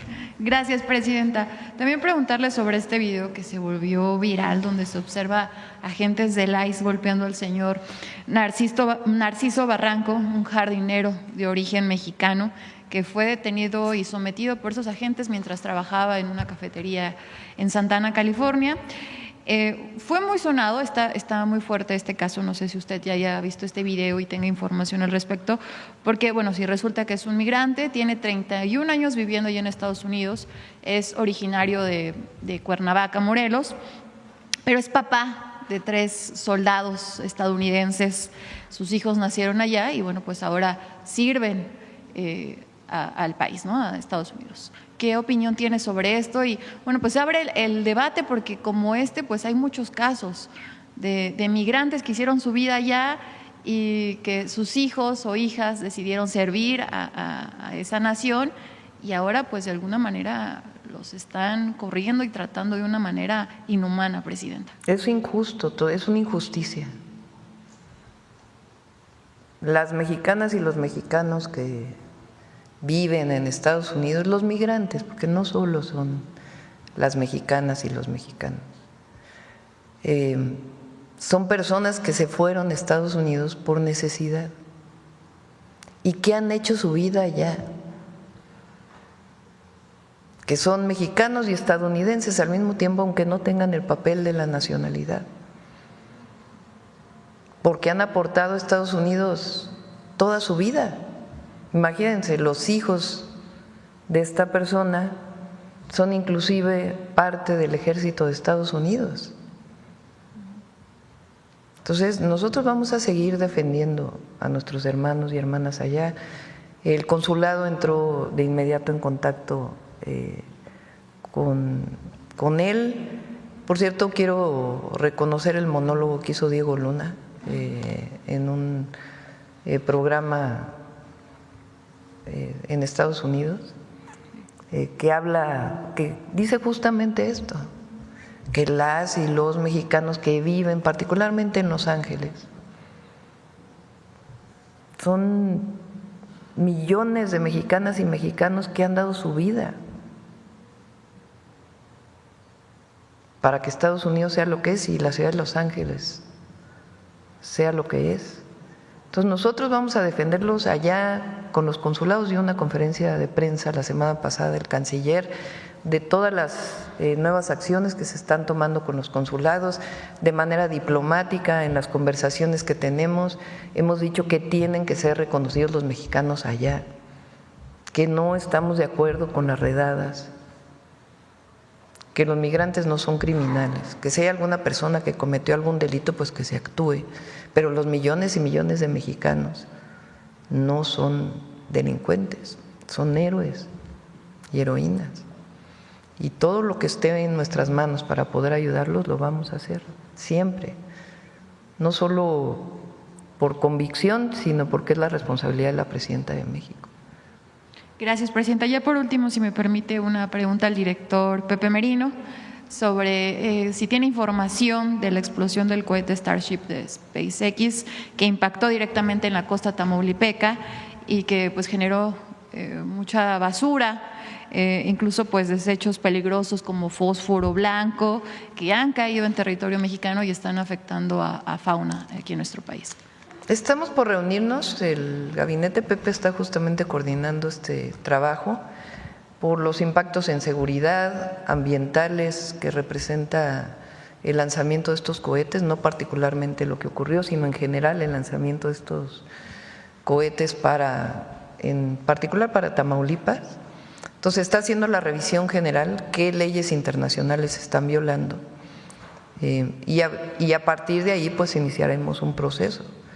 Okay. Porque en efecto sí hay contaminación. Sobre este caso en específico, Presidenta, ya ambientalistas han lanzado alertas.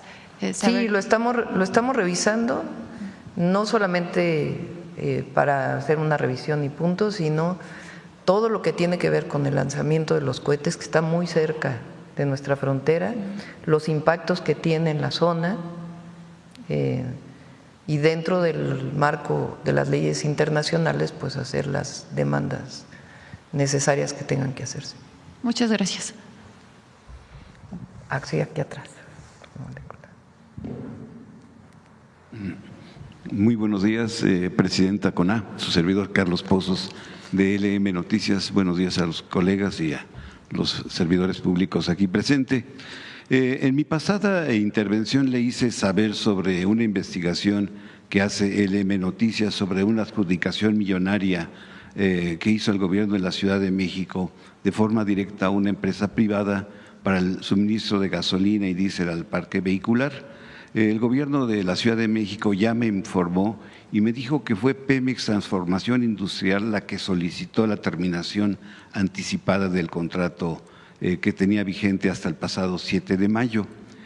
Contra viento, marea y lluvia viajé a Acapulco, la lluvia por el huracán Eric, y estuve en la realización del Congreso Mexicano del Petróleo, que fue la semana pasada, en donde el gran ausente fue el director de Petróleos Mexicanos, el maestro Víctor Rodríguez Padilla, a quien le pretendía preguntar por qué solicitó Pemex la terminación anticipada de este contrato. Mi pregunta en este sentido, ¿será posible que Pemex nos pueda decir por qué da por terminado el contrato contraviniendo el principio de fortalecimiento de soberanía energética promovida por el presidente Andrés Manuel López Obrador? Y en este mismo sentido de tema energético, Presidenta, el compañero periodista Darío Celis del Heraldo de México publica apenas el lunes que usted tomó la decisión que nadie se atrevió para crear el Pemex Proa, que tiene como objetivo remediar de raíz la crisis financiera y operativa de Pemex al convertir la deuda de Pemex en deuda pública alrededor del 50%. Presidenta, ¿es cierto que el jueves de la semana pasada usted tomó la decisión y si es así, cómo impactará en la deuda soberana y en el déficit fiscal esta decisión del Pemex Proa? No hay ningún Pemex Proa, no sé de dónde saca Darío Célix que hay un Pemex Proa. Porque además jamás haríamos algo similar al FOBA Proa, que estuvo plagado de corrupción. Entonces, no hay nada similar. Estamos trabajando y ya lo vamos a informar. De hecho, a las 10 de la mañana tengo hoy reunión de nuevo con todo el equipo. En un esquema integral de largo plazo para Pemex. Digamos, la situación bueno, primero vamos a revisar esto que dices del contrato con la Ciudad de México para que se informe, eso es lo primero. Ahora, ¿qué pasa en México, en nuestro país? Durante muchos años tuvimos un yacimiento que le dio muchísimo a México, que fue Cantarell. Previo a ello hubo otros yacimientos muy importantes, tanto en tierra como en aguas someras. Aguas someras son las aguas que no son, que están cerca de la costa y donde la cantidad de kilómetros de perforación pues no son como en aguas profundas, que estamos hablando de cientos, cada vez hasta miles. Entonces, se acabaron Cantarell de una manera muy irresponsable en el sexenio de Fox y de Calderón. Sobreexplotaron Cantarell, particularmente en el sexenio de Fox, tomaron la decisión para que salga el petróleo tiene que haber presión. Entonces normalmente se inyecta gas, el propio gas que sale se inyecta de nuevo para que haya más presión y pueda salir el petróleo, Si no hay suficiente presión y se explota muy rápidamente, pues hay petróleo que se queda abajo que ya es después muy costoso sacar.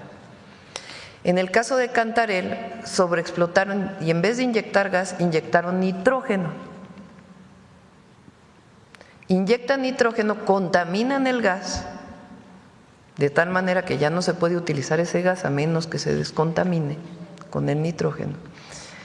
Y el objetivo era sacar petróleo rápido. En la época de Fox llegaron a sacarse 3.2 millones de barriles de petróleo diarios, 2004 más o menos.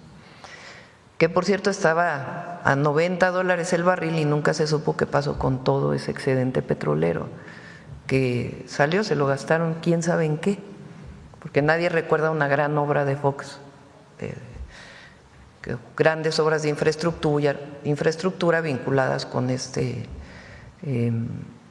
incremento en la producción, en el costo del combustible, que hubiera dado pues obras de infraestructura muy importantes para el país.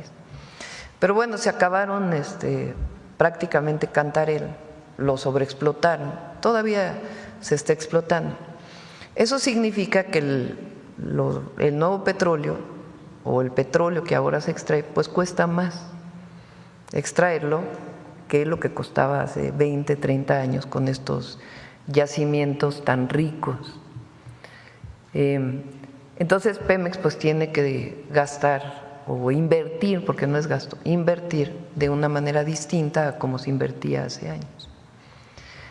Por otro lado, con la apertura de la venta de combustible en México, pues hasta el 2013, si recuerdan, pues solo había gasolineras de Pemex. Entonces el único combustible, la única gasolina o diésel que se vendía en nuestro país, pues era de Pemex. Entonces el mercado, todo el recurso de la venta de gasolinas y de diésel, pues entraba a petróleos mexicanos. Ahora ya no es así.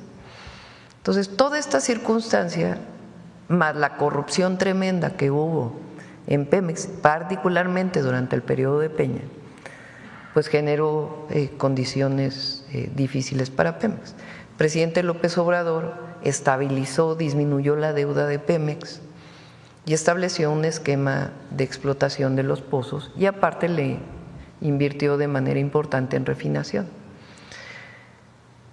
Pero Pemex tiene una deuda muy importante, que viene esencialmente del periodo de Fox, Calderón y Peña. Por ahí hay una gráfica de la deuda de Pemex, a ver si la tienen por ahí.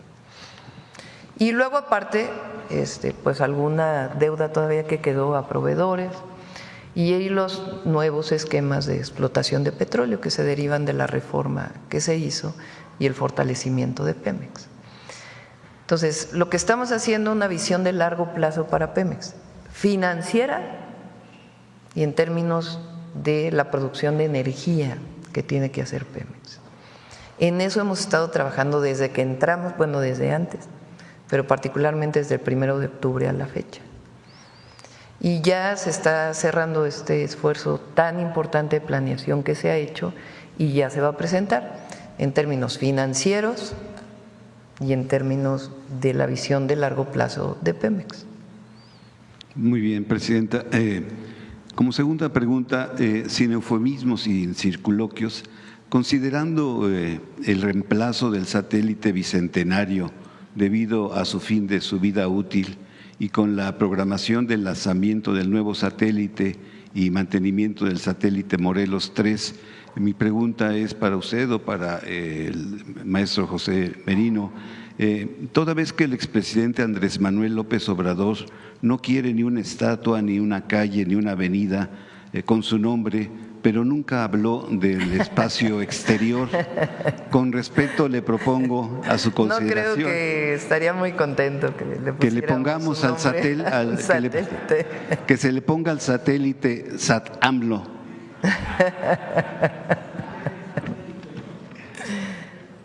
Cuando tomé protesta esto les molesta tanto a nuestros adversarios, pero lo digo con gusto, con cariño. Cuando tomé posesión en el Congreso, leí un discurso que entre otras cosas decía, usted no quiere que le pongamos su nombre a calles, a monumentos, o alguna avenida, o algún satélite, pero no hace falta, porque Andrés Manuel López Obrador se quedó en el corazón del pueblo de México, por siempre. Así es. Como tercera y última pregunta, Presidenta, hoy en el resumen que le entregan de las columnas, no sé si pudo observar la columna del Financiero, donde el conductor también del noticiero Televisa, Raimundo Rivapalacio, publica una columna titulada Manotazo en la Mañanera, con los lineamientos que nos entregaron a los reporteros. El columnista dice que es un manotazo para sacudirse la marca del expresidente Andrés Manuel López Obrador, pero que es insuficiente. Dentro del texto de la columna dice que su equipo es incapaz de generar contenido con alto valor noticioso, por eso es que sus declaraciones en esta conferencia pues no están en 8 columnas en los medios impresos tradicionales. Por cierto, ¿cómo inventan? La verdad. El otro día salió que Zoé iba, no sé dónde, cambiaba de puesto, ¿no?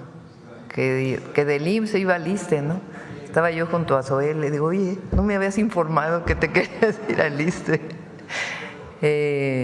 También que estamos peleadas con Clara, ya ha salido en varias, ¿no? ¿Qué otra cosa han inventado por ahí? Palenque. La conexión. Ah, sí, que hay una conexión entre Palenque y Irán. No, es que hay otro también ahí en el Universal que es una cosa, pero es la ciencia ficción llevada a su máxima expresión. Es impresionante, pues, la cantidad de mentiras. Sobre el reglamento de la mañanera, es un reglamento que ya venía desde el presidente López Obrador, que nosotros lo mantuvimos. Lo cambió Belmont ayer o antier, o hace unos días, o todavía con Paulina, no sé. Porque ya no hay tómbola, que yo les pregunté aquí, que cómo querían que vamos a probar así como estamos un tiempo y si no, pues regresamos a la tómbola. Entonces, como había tómbola para poder que se seleccionara de los que llegaron temprano, quiénes iban a estar en primera fila, y normalmente preguntábamos en primera fila, pues se cambió para decir, bueno, pues ya no hay tómbola, ahora la presidenta pues busca ver a quién pregunta. Eso fue lo que se cambió. Ahí hay un artículo 28 que tiene que ver con que pues se vea que realmente informa quién viene a la mañanera. Porque a veces pues se viene a la mañanera pero ni siquiera se informa de lo que vino aquí, sino nada más se viene a preguntar. Si no se porque publica, tiene mucho rating la mañanera, sí tiene su rating. Pues con eso me contesta. Gracias, presidenta. Muchas gracias. Buenos días. Cerramos aquí, vamos con el detector de mentiras. Mañana vamos a la que sigue. Adelante. Con su permiso, presidenta, buenos días a todas y todos. ¿Quién puede oponerse a que las y los trabajadores tengan seguridad social y derechos laborales? Con mentiras, medios de información, comentaristas y políticos de oposición han atacado a la reforma laboral en materia de trabajo en plataformas digitales, que reconoce la relación laboral entre las aplicaciones y sus empleados, es decir, no son socios. Además, esta reforma otorga derechos y seguridad social. Si se oponen a que las y los trabajadores de plataformas digitales tengan derechos, ¿a quién defienden? ¿Por qué asumen la misma posición de quienes, para evitar que el salario mínimo aumentara, mentían con la amenaza de la falsa inflación? Por otro lado, como ocurre cada vez que hay una contingencia producto de un fenómeno natural, tras el paso del huracán Erika en Oaxaca y Guerrero, los nostálgicos del Fonden y de las corruptelas que este fondo permitía, atacaron a la estrategia del gobierno federal que sin intermediarios entrega apoyos y recursos casa por casa. Veamos el video del detector de mentiras de esta semana.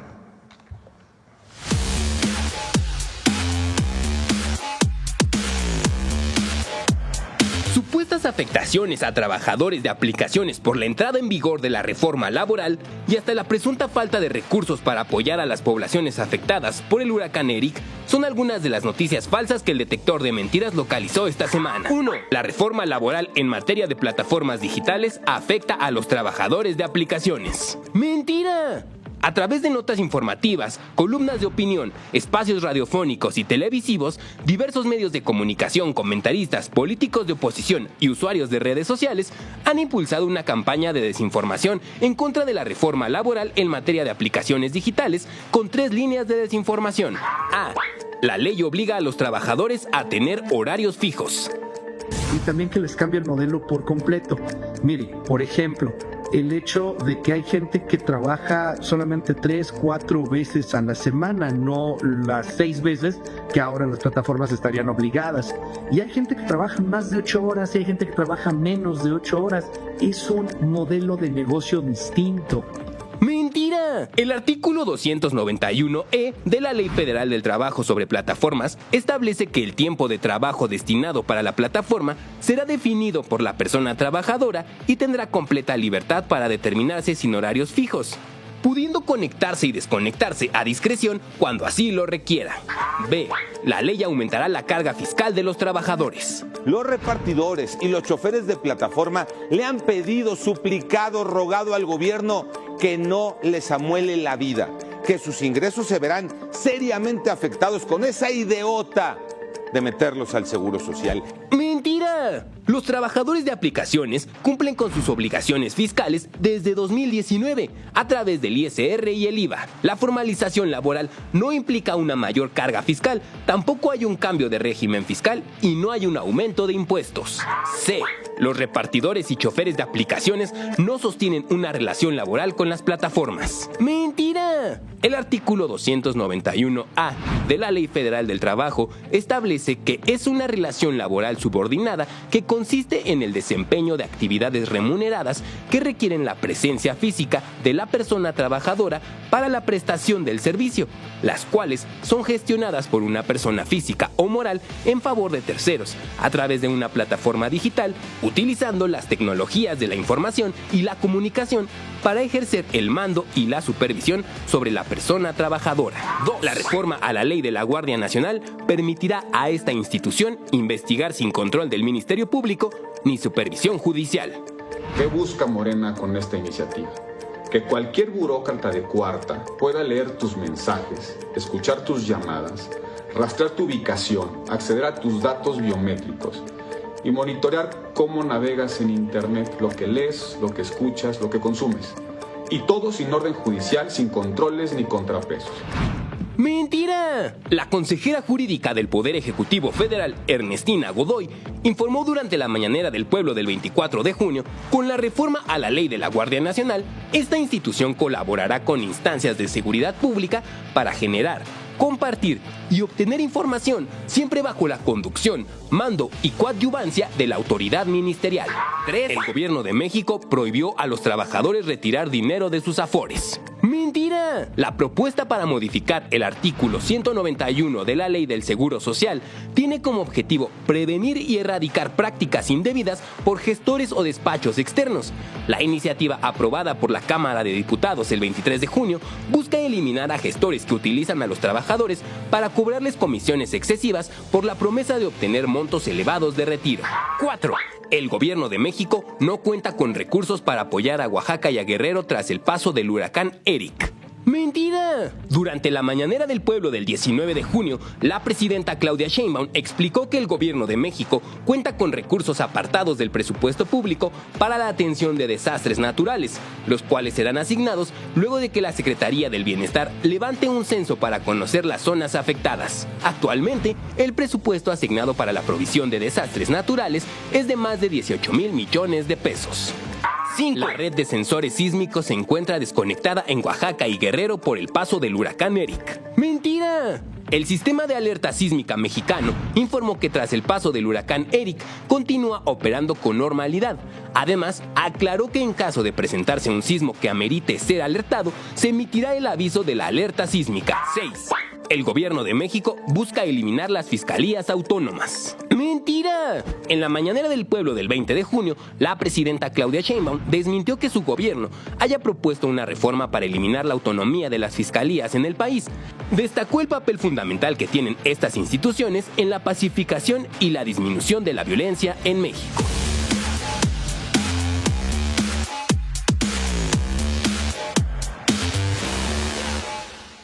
Muchas gracias. Hasta la próxima semana, Presidenta. Gracias. Buen día.